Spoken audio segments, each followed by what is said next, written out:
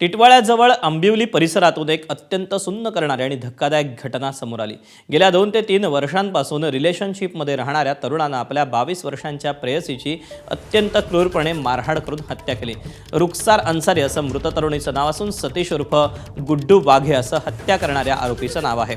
चारित्र्यावर संशय घेऊन आरोपीने रुखसारला लाथाबुक्क्यांनी आणि काठीनं बेदम मारहाण केली। एवढ्यावरच न थांबता घरातला टीव्ही आणि पाण्यानं भरलेला तांब्याचा हंडा तिच्या डोक्यात मारून तिला रक्ताच्या थारोळ्यात पाडलं।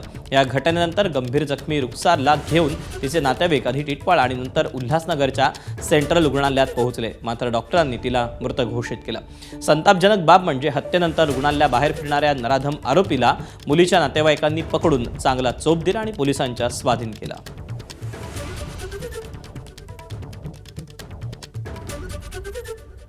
त्यांनी नशा केली आणि रात्री त्याला नशामध्ये आणून दोस्त लोकांनी झोपवलं।